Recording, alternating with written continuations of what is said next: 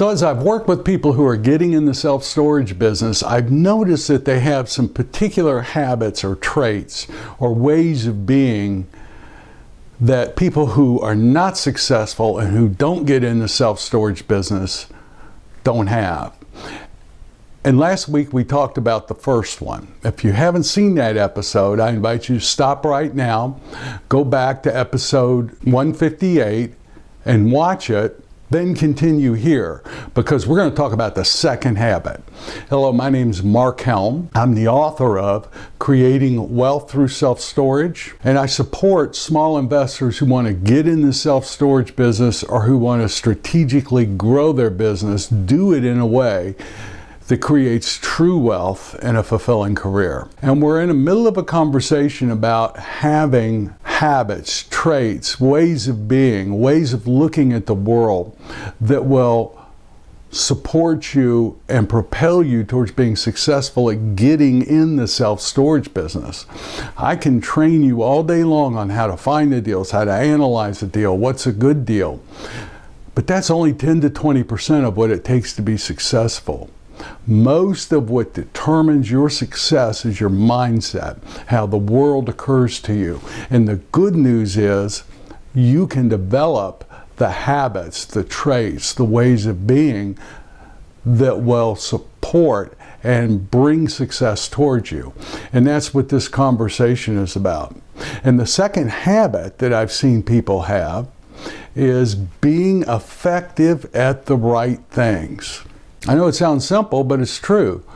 People who are successful in life, but particularly at getting in the self-storage business, especially if it's a new endeavor to you, people who are successful are people who are effective at doing the right things, even the right things at the right time. When I started my professional career, the book that had the biggest impact on me was Stephen Covey's 7 Habits of Highly Effective People.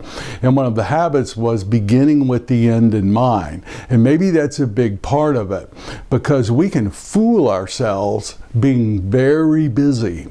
But if we're not being busy at the right things at the right time, then we're not making any progress at all, regardless of how busy we are.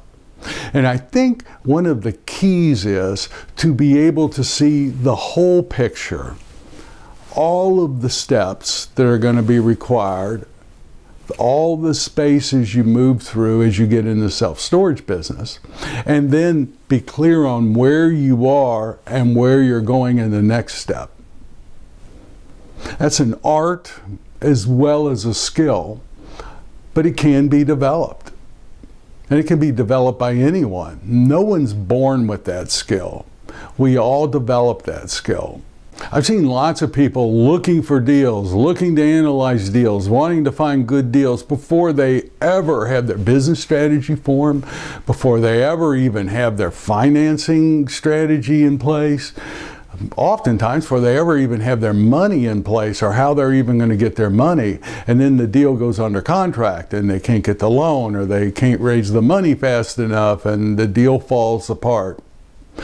Why? Because they were very effective at finding deals and analyzing them. They just weren't being effective at the right thing at the right time. And when I've seen people methodically go step by step and do all the things required, they're in the self-storage business. So maybe one of the first things that could be required is kind of an overview of what it takes, in my opinion, to get in the self-storage business. Now, this is what I think it takes today to get in the self-storage business. This is not an exact chronological. These are the spaces you've got to move through one way or another to be successful at getting in or growing your self-storage business. So let's take a look. In general, I see the process as this: design your business strategy. This answers who, what, where are you going to own it, why you're going to own it, and for how long. So this, in my opinion, is a very important first step. If I'm working with somebody, this allows us to focus on the right type of opportunities and have the right kind of conversations.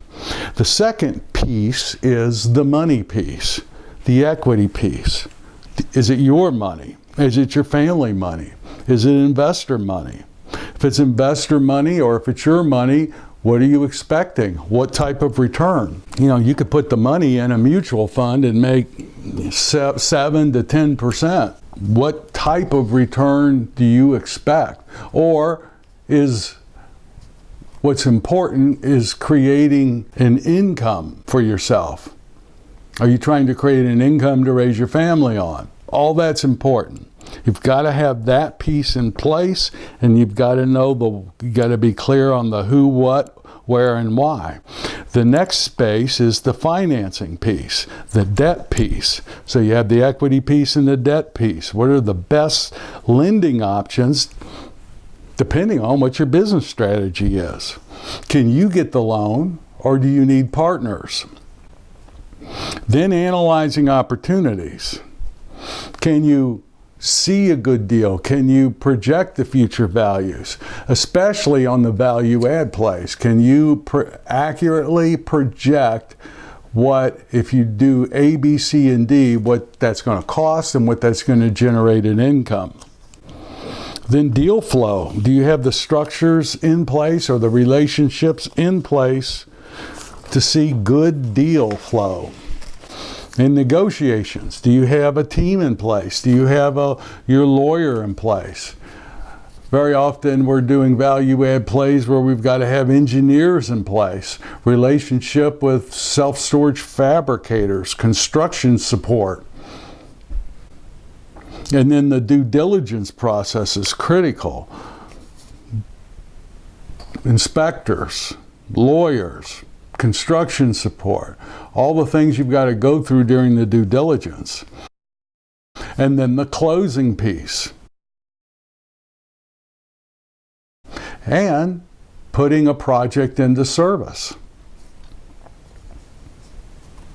So to be effective at getting into self-storage business, these are the spaces I see that one must go through. And to be effective, it's critical to be effective at the right one, at the right time.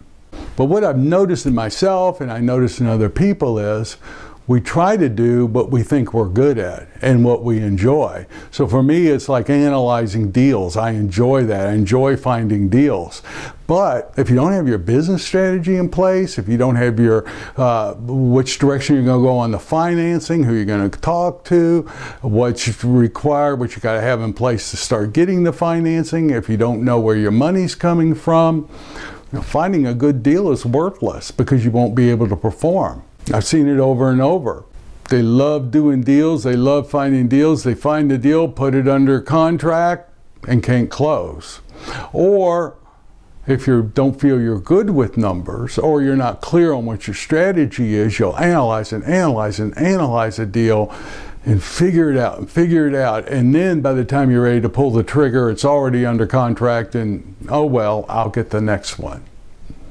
That'll probably happen on the next one too. It's important to know where you are in the process and to be focused on 1 or 2 steps around where you are right now. For example, in order to raise investor money, it's important to know how to analyze a deal and how to be able to present the numbers. But it's meaningless to try to figure out how you're going to manage it, who the manager is going to be. Should you be interviewing the third-party managers now? All that's a waste of energy, and you're focused on the wrong thing. If what you need to be able to do is to raise investor money, what's critical is to know how to analyze a deal and know how to present it to investors. That's where we should be putting our focus at this moment. And people who get in the business and go all the way and move through all those spaces, one of the skill sets they have, one of the habits they have, is focusing on the right task and being efficient at it. There's a real art to being able to see the whole and being able to focus on the right piece at this moment in time. But that's a skill we all develop. You can develop it if it's not a skill set you have right now.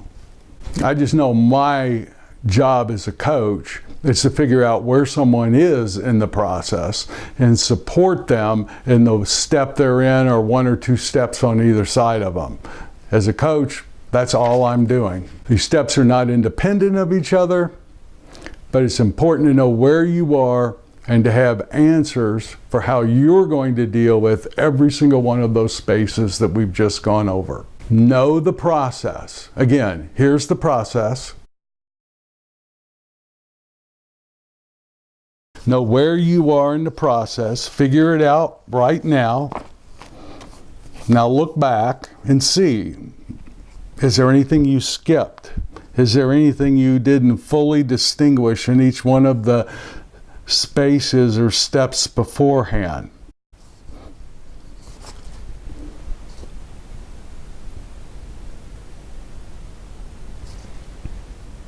Well, if the answer is yes to that, then the very first thing to do is to go back and work on those that are not fully done.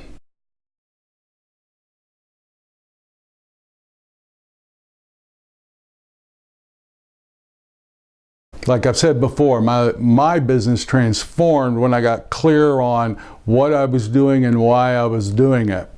And it will also got transformed when I was clear on where I was in the process and what I needed to do at each step along the way. My business strategy informed me what needs to happen in each one of those steps. Same with you. So that's your actionable step this week. Get clear on where you are in the process. Get clear on if there's any parts before where you are that are not fully distinguished and complete. If so, go complete those. And then what's next for you? Don't jump 2 or 3 ahead. What's the next space for you? Do that. And your odds, I don't even want to say your odds, you will be successful in any endeavor in life, but particularly at getting in the self-storage business. So next week, I can't wait, we're going to look at the third habit. This is an exciting one for me. We're going to look at the third habit of what I think it takes to be very successful in life, but particularly in the self-storage business. And I can't wait to share that with you. Thank you very much. My name's Mark Helm. I'm the author of Creating Wealth Through Self-Storage, and I'm the creator of the Storage World Analyzer. That is the financial analysis tool that we use to project the future cash flows of any deal and see if it meets our business strategy.